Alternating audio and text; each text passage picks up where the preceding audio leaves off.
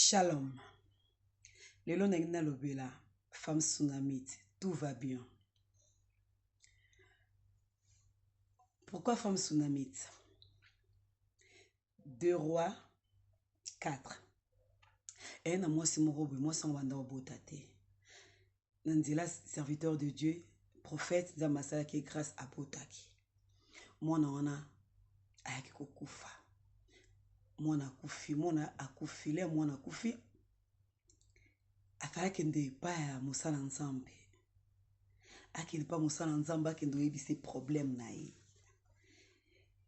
Mobali na tuni alobi asengi mobali na tindela ye donki ba donki po akende. Mobali na tuni alobi oh mais ça samedi et sabate eza nini te loko te. Alors pourquoi lingo kende komona mosala nzambe? Yoka réponse à moi sona. Eloko tiraka nga na verset oyo. Ya femme tsunamite, réponse à moi si oh. À répondre à mobali na lobi, tout va bien. Wana mwana zaya kokufa, al matisi na chambre, al alisi na chambre au serviteur de Dieu bandeki koya kolala, chaque fois zaki koya pa na bango. Réponse à moi si wana lobi na mobali na tout va bien. Donc na citation nyonso ko le kalongo na vie, tout va bien. Et il y a une citation sous ko betela mutuli solo te. Tant yo betela mutuli solo a paniqué. Moi so a comprendre ki so a ebisi mobali na ye. Mobali ko paniqué, moi na ka moko. A bando ko lela tutu. Et ko memaye na distraction. Makambo fala sala au sala te, a kota na kata dei. Et mobali na ye ba sali dei, moi na pe a kundami. Mais moi, ça comprendre que non, les cambo et senga li solo na mutute, senga ka li solo nga na nzambe. Il y a des choses et zo senga ka yo na nzambe. Akimi mbangwe pa mosala nzambe. Tango azo ya serviteur a mosala nzambe, a prophète alingati ya bakal.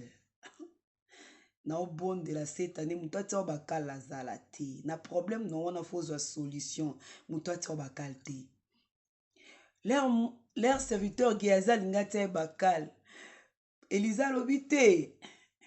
Nzamba bombe lingai. Problème à motema na etika ya yato solo la. Elle a approché qui pas nzambe. Pendant ces projets qui pas mosala nzambe, mos ayebisa ki mosala nzambe. Na senga ki o mwana te. Yana mama pamboli mosuto senga na biso nzambe te nzamba pesi biso. Soko est compliqué au fozonga ka pa na emo nzambe.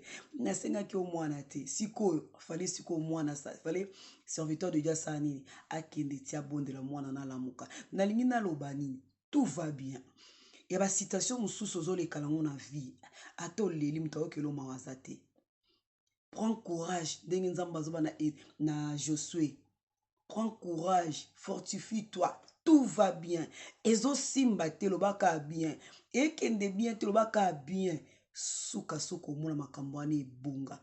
Suka suko mula makambwane simba. Koza muta lela lela te. Koza muta mawa mawa te. Mawa mawa toko lela lela. Échangera citation te. La vie eza combat. Bunda te olonga. Et vie eza combat. Depuis na comprendre que vie eza combat. Mtoko isanga zate na bundati na olonga. Na garda trop silence na bundati na longa. Tout va bien, maman. Tout va bien na likambo no wana. Kobanga te, tout va bien.